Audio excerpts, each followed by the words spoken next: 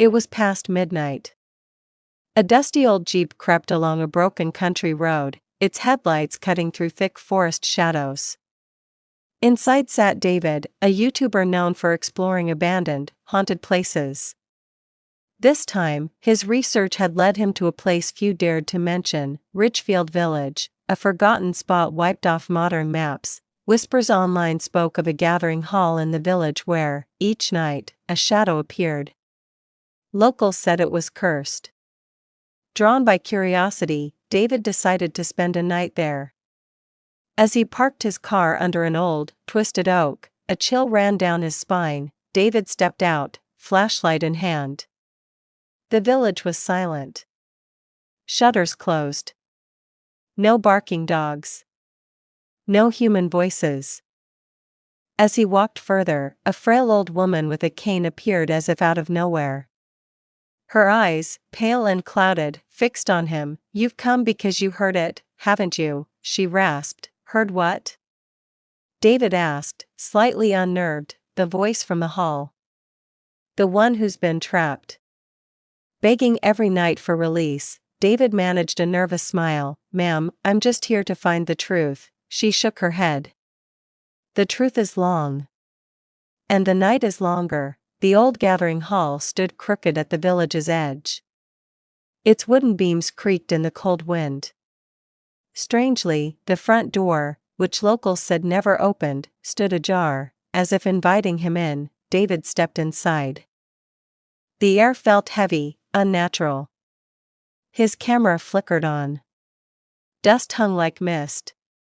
In the center of the room were fresh footprints in the dirt, leading to a lone, empty chair. Suddenly, the door slammed shut behind him. He spun around, and there it was, a shadow, slowly crawling toward him from the far wall. David steadied his camera, but the lens clouded. All outside sound vanished. He rushed to the door, only to find a solid stone wall where it once stood. Panic surged. The shadow now took shape, tall, hunched, its eyes glowing crimson, wrists wrapped in broken chains. It spoke, 100 years. And now? Your turn. David whispered, "What? What are you?" The creature moved toward a wooden column and sat like a prisoner waiting for judgment. "I am the one they locked away," it said. "A jinn. Bound here by your kind. This hall is my prison.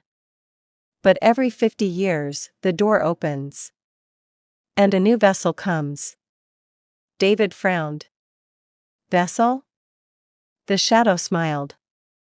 "Yes. A trade. A human for a moment of release." Inside the hall were 3 old doors, long sealed shut. The shadow warned, "Don't open them. Inside lie the ones who failed." Of course, David couldn't resist. He opened the first door. A blast of putrid air hit his face. Hanging from the wall was a corpse, skin clinging to bones, with one final message scratched above it in blood: "He warned me."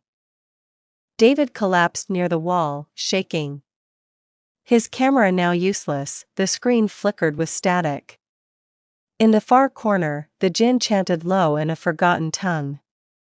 David tried to stay awake, but his eyelids grew heavy.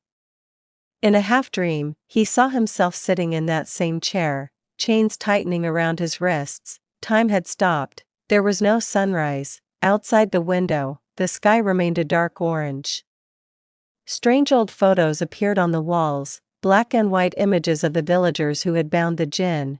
In one frame stood a man who looked eerily like David himself. When he touched the photo, a scream echoed through the hall. The walls shook as his fingers grazed the image. The floor trembled. The creature stood upright, eyes aflame. "You've broken the seal," it snarled. "Now I can't be freed, nor bound again. Chaos will remain." Smoke rose from the ceiling. David looked at his camera. The lens was now showing only static and flashes of blood-red symbols. A phrase appeared repeatedly: "You are now the shadow." David burst through the door, now strangely unlocked. and stumbled out of the hall, gasping for air. He reached the edge of the village, where old Martha stood waiting, unmoved. She dragged him into her cottage and gave him water. "Is this real?" David asked in a weak voice. Martha looked into his eyes. "It's more real than you are now. That thing is in you. You escaped the hall. But the hall never left you." David returned to the city. He uploaded his footage, distorted images, screams, a faint face staring back at the viewer. Most called it fake. Clickbait.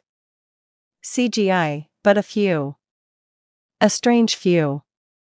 Commented the same thing, "That shadow is in you now." David stopped looking in mirrors. They reflected not his face, but something else. Sometimes, at night, his phone recorded by itself videos of him sitting motionless for hours. In one clip, his voice whispered, "I am the new shadow." David left the city, vanished. Some say he wandered into deep woods. Some say he wasn't fully human anymore. That his reflection moved on its own. That his body was a shell, for the jinn, but one thing was clear, he was now searching for someone new.